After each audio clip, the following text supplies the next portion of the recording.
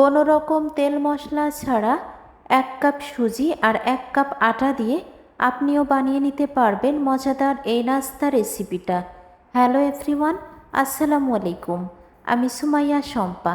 রেনেচা Shampa cooking রেসিপির আরও একটা নতুন ভিডিও দেখার জন্য আপনাদের সবাইকে ওয়েলকাম।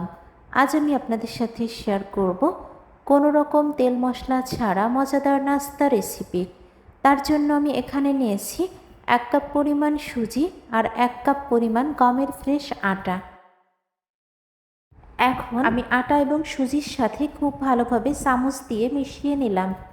এখন দিয়ে নিচ্ছি 2 টেবিল চামচ পরিমাণ সয়াবিন তেল। তেলটাকে আমি হাতের সাহায্যে খুব ভালোভাবে মিশিয়ে নেব। যে কোনো রেসিপি বানাতে যদি হাত দিয়ে রেসিপিটা মেশানো যায় তাহলে কিন্তু অনেক বেশি পারফেক্ট হয়।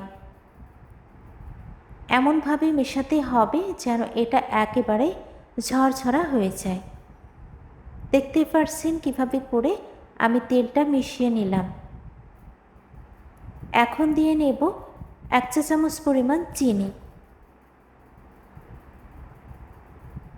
দিয়ে নিচ্ছি স্বাদ মতো লবণ এবং চিনিটা আমি সুজি এবং আটার সাথে খুব ভালোভাবে মিশিয়ে নিচ্ছি।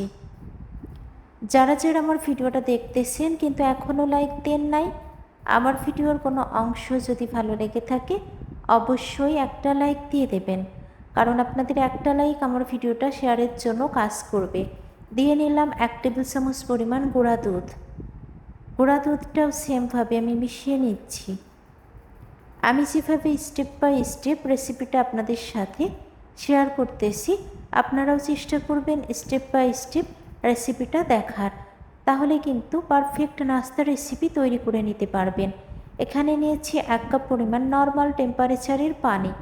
অল্প অল্প করে পানি দিয়ে আমি নাস্তা তৈরির জন্য ব্যাটারটা রেডি করে নেব। নাস্তা তৈরির জন্য যেন ব্যাটারটা একেবারেই সফট হয়, তাই আমি অল্প অল্প করে পানি দিয়েই কিন্তু ব্যাটারটা রেডি করে নেব। আশা করি আমার আজকের নাস্তা রেসিপি আপনাদের কাছে খুবই ভালো লাগবে। এই নাস্তাটা বানানো যতটা সহজ, খেতেও কিন্তু ততই বেশি টেস্টি। দেখতেই পারছেন আমি কিভাবে পানিটা দিয়ে ব্যাটারটা রেডি করে নিচ্ছি। এই রেসিপিটা কিন্তু আপনারা সকালের নাস্তায়, বিকালের চায়ের আড্ডায় কিংবা বাচ্চাদের টিফিনেও রাখতে পারেন।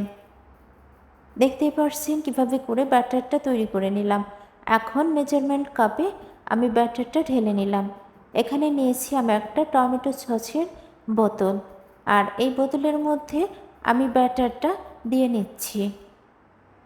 আর ব্যাটারটা কেন দিচ্ছি আমার রেসিপিটার সাথেই থাকলে বুঝতে পারবেন। গরম ফ্রাই প্যানে সামান্য একটু সয়াবিন তেল দিয়ে নিয়েছি। তেলটা স্প্যাচুলার দিয়ে চারিদিকে একটু ছড়িয়ে নেব। তেলটা যখন হালকা গরম হয়ে আসবে তখনই আমি সেই টমেটো সসের বোতলে দেওয়া ব্যাটারটা এভাবে চারকোনা শেপে দিয়ে নেব। আর চারকোনা শেপে দেওয়ার জন্যই কিন্তু আমি আজকে এই টমেটো সসের বোতলটা ব্যবহার করেছি। সাইডের অংশগুলো আমি স্প্যাচুলার দিয়ে হালকাভাবে একটু কেটে খুব সুন্দরভাবে শেপ দিয়ে নিলাম। দেখতেই পারছেন কতটা সুন্দরভাবে আমি স্প্যাচুলার দিয়ে শেপটা দিয়ে নিলাম। নাস্তাটা কিন্তু হয়ে এসেছে। এখন আমি উঠিয়ে নিচ্ছি। সেমভাবে আরেকটা নাস্তা দিয়ে নেব। আর এই নাস্তাটা কিন্তু তৈরি করা অনেক বেশি সহজ।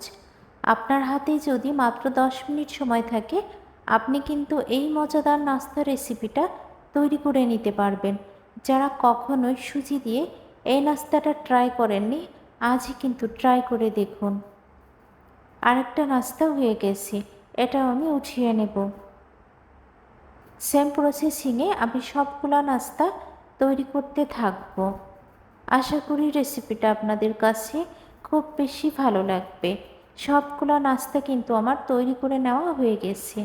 দেখতে যেমনটা লোভনীয় ছিল, খেতে কিন্তু তার থেকেও বেশি টেস্টি ছিল। যারা এতক্ষণ পর্যন্ত আমার রেসিপিটার সাথেই ছিলেন, সবাইকে অসংখ্য অসংখ্য ধন্যবাদ ধৈর্য সহকারে আমার রেসিপিটা দেখার জন্য। সবাই ভালো থাকবেন, সুস্থ থাকবেন। ফিরে আসবো ইনশাআল্লাহ আবারও নেক্সট কোনো রেসিপি নিয়ে। আসসালামু আলাইকুম, আল্লাহ হাফিজ, থ্যাংকস ফর ওয়াচিং। দয়া করে খাবার নষ্ট করবেন না, প্লিজ ডোন্ট ওয়েস্ট ফুড।